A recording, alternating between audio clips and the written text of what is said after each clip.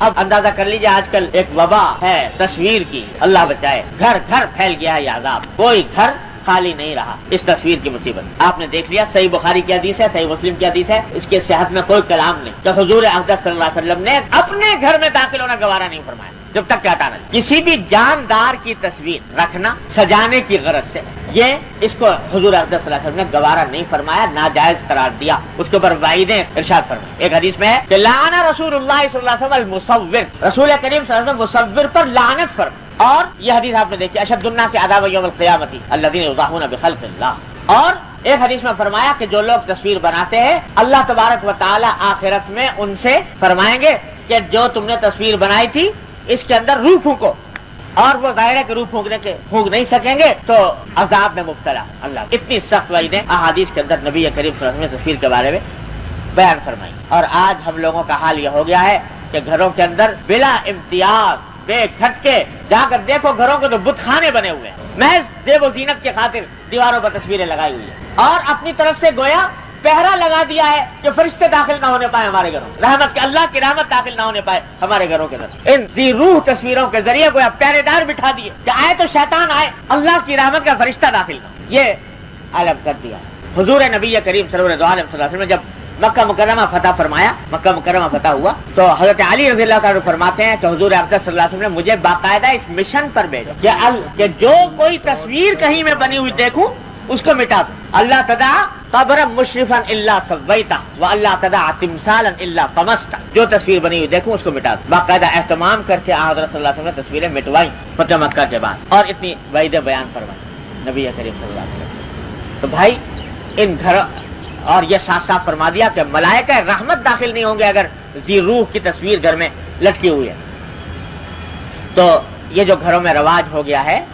بلا وجہ گناہ بے لذت، بلا وجہ ملائکہ رحمت کا راستہ روکنا، اللہ تبارک و تعالیٰ کی رحمتوں سے اپنے آپ کو دور کرنا، یہ جو دن رات ہم مصیبتوں کے اندر مبتلا ہیں، کبھی کوئی عذاب آ رہا ہے، کبھی کوئی عذاب آ رہا ہے، کبھی کوئی پریشانی کھڑی ہو رہی ہے، کبھی کوئی پریشانی کھڑی ہو رہی ہے، یہ سب اس واسطے کہ اللہ کی رحمت کو داخل ہونے سے روک رکھا ہے ان معصیتوں نے، ان گناہوں نے۔ تو ان سے پرہیز کرنے کے لیے اتنا شدید رد عمل ظاہر فرمایا حضور نبی کریم صلی اللہ علیہ وسلم۔ ارے بھائی بچپن سے ہی عادت ڈالو اس بات کی کہ ان تصویروں کا کہ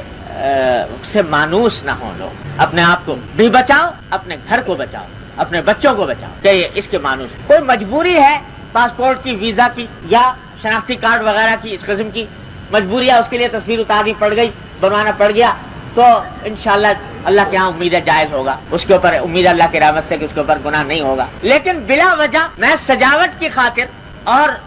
اپنے گھروں کو بتخانہ بنانا، صحیح بخاری میں روایت آتی ہے کہ جب حضرت فاروق اعظم رضی اللہ تعالیٰ عنہ نے شام فتح کیا، اور شام اس زمانے میں روم کا ایک صوبہ تھا اور دنیا کی سپر طاقت سمجھی جاتی تھی، تہذیب و تمدن کا مرکز، تو وہاں کے جو عیسائی تھے انہوں نے درخواست کی کہ ہم آپ کے تابع تو ہو ہی گئے ہیں، ہتھیار ہم نے ڈال دیے ہیں، جزیہ دینا قبول کر لیا ہے، تو اب ہم ذمہ ہو گئے، ذمیوں کے اقلیتوں کے، غیر مسلم اقلیتوں کے بھی حقوق ہوتے ہیں، تو ان حقوق کے ماتحت ہم چاہتے ہیں کہ ایک دن آپ کی دعوت کریں اور آپ ہمارے کلیسا میں تشریف لائیں تو ہم آپ کی دعوت کریں۔ تو حضرت فاروق اعظم رضی اللہ عنہ نے فرمایا کہ بھائی دیکھو بات یہ ہے کہ مجھے تمہاری دعوت قبول کرنے سے انکار نہیں، تمہارے کلیسا میں آنے سے انکار نہیں، حالانکہ ہم اس کام کو جائز نہیں سمجھتے، لیکن کلیسا میں آنے سے بھی انکار نہیں، اس واسطے کہ بہرحال تم اہل ذمہ ہو، مسلم غیر مسلم اقلیت ہو، تمہاری عبادت گاہوں کا تحفظ کا ہم نے ذمہ لیا ہے، لہٰذا ہم وہاں پر بھی آنے میں ہمیں اشکال نہیں، لیکن مشکل یہ ہے کہ تمہارے کلیسا جو ہوتے ہیں وہ تصویروں سے بھرے ہوئے ہوتے، چاروں طرف تصویریں ہوتی، تو ہم ایسے کلیساؤں میں داخل نہیں ہونا چاہتے جس میں کہ تصویریں ہوں، اس واسطے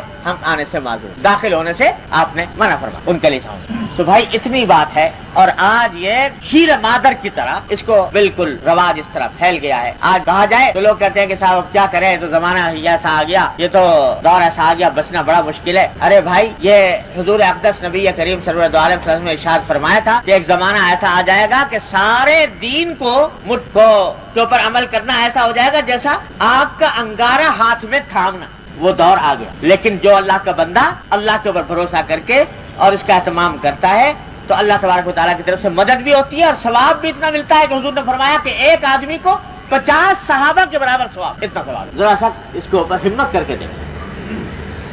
اب آپ دیکھ لیجئے کہ حضور اقدس نبی کریم صلی اللہ علیہ وسلم نے کتنا اس کے اوپر رد عمل کا اظہار فرمایا. تو بلا وجہ تصویروں سے اپنے آپ کو آلودہ کرنا، اس سے خود بھی بچیں، دوسروں کو بھی بچیں.